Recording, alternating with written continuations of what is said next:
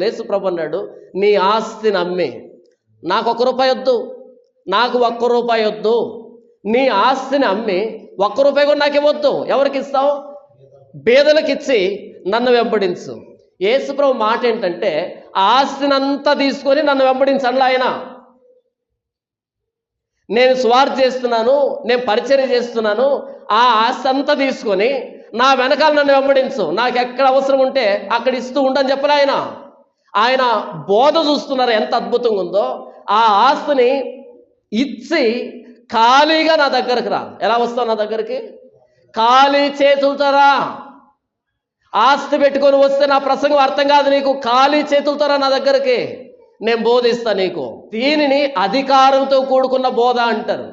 ఈరోజు బోధ ఎలాగుందంటే, పలానా దగ్గర చర్చి కడుతున్నాడంట, పలానా దగ్గర ప్రేయర్ టవర్ కడుతున్నాడంట, పలానా దగ్గర హాస్పిటల్ కడుతున్నాడంట, పలానా దగ్గర అనాథాశ్రయం కడుతున్నాడంట, పలానా దగ్గర అది చేస్తున్నాడంట, ఇది చేస్తున్నాడంట. ఇవ్వండి ఇవ్వండి ఇవ్వండి. ఇది అధికారంతో కూడుకున్న బోధ కాదు, అడుక్కు తినే బుద్ధితో చేస్తున్నటువంటి బోధ.